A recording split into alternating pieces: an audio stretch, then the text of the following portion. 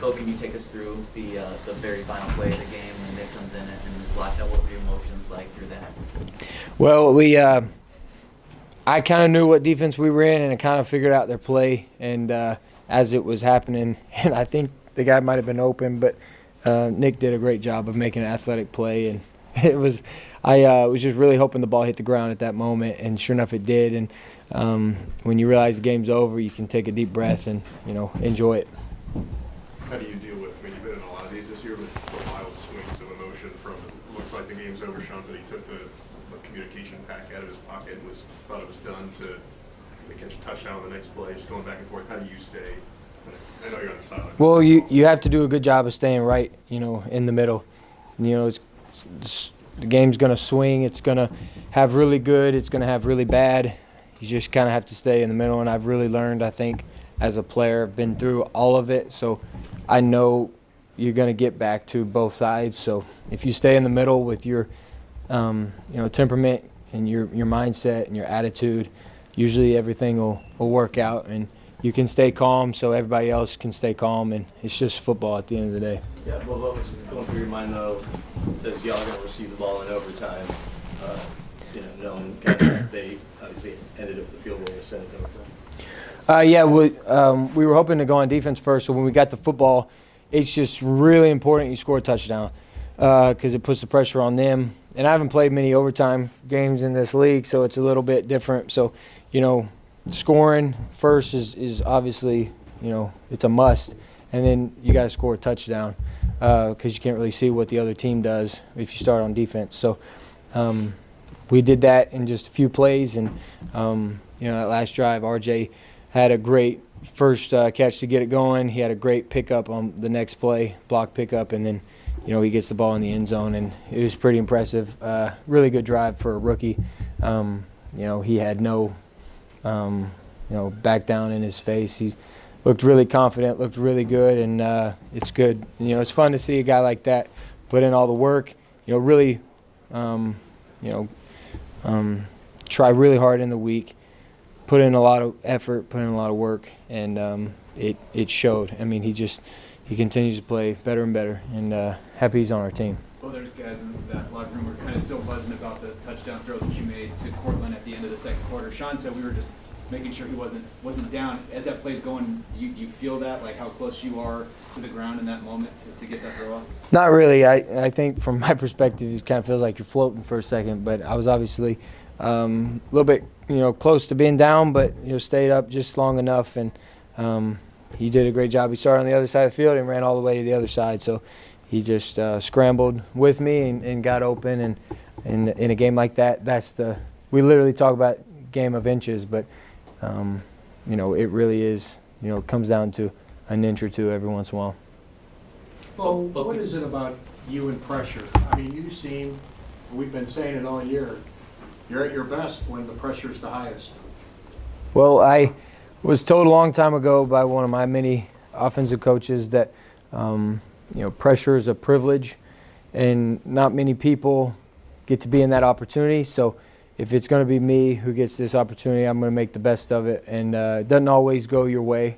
Fortunately for us, it's gone our way in these games. But last year, we were on the opposite end of these close ones. And so I understand what it's like to be on the other side of things. But you just got to keep moving on, and you got to have a belief that you're just going to find a way.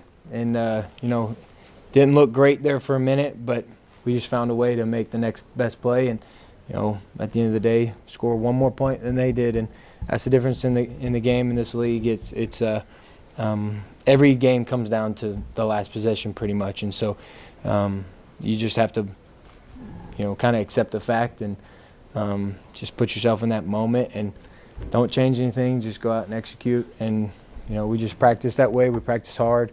And thank goodness for me, I think just playing in these close games is practice, and it helps. And, I feel like I know we haven't, but I feel like we've seen any game, possible, all the outcomes. But I know there's going to be many more. Well, in a crazy game like this, did you notice the Broncos fans at all? Do you think it impacted the game? Yeah, they were incredible. They traveled, either a long way from Denver or we got a lot up fans up this way, and it was loud, definitely at times, really important moments. And it was just fun when you go on the road and you have an atmosphere that's cheering for you and pulling for you that much. It helps. I mean, it puts you in a good mentality. You feel like literally, they got your back out there, and you just go out there and you don't necessarily want to perform for them, but you do want to perform for the organization, because there's so many people that that put a lot in for this organization, and you want to give back to.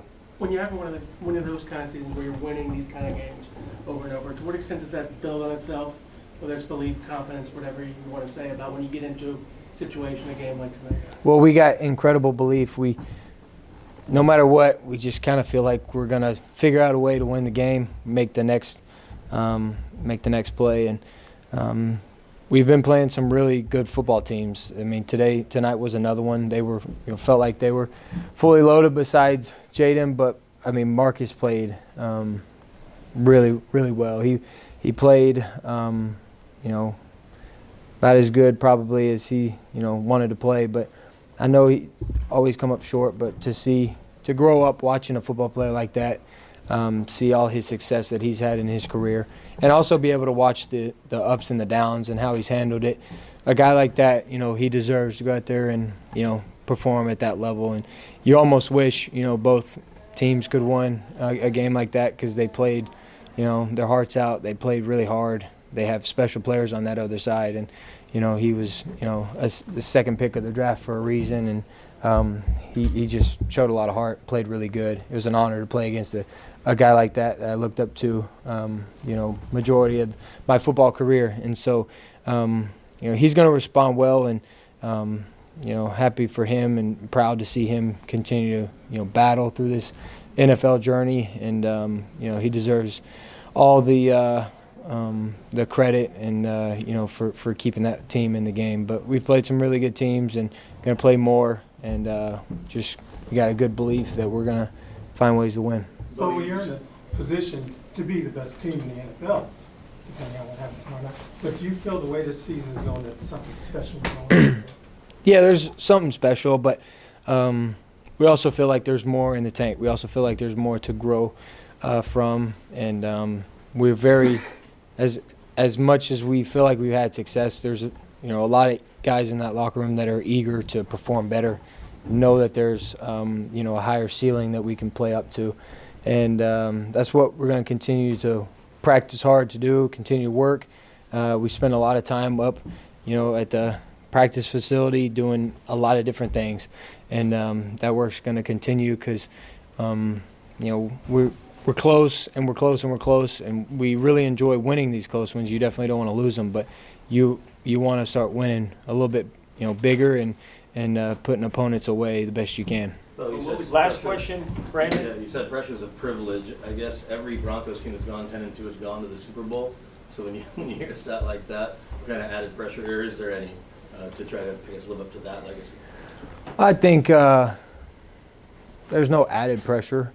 When we started this season, we, every season starts with a goal, and our goal is to make a Super Bowl run and not just make it. We just want to win the whole thing. And so, funny thing about stats is tomorrow you're going to wake up, there's going to be a new stat, and there's going to be something else that, somebody else figured out that, this happened, or this statistic. But they're just that. They're just a stat. They have nothing to do with the football game.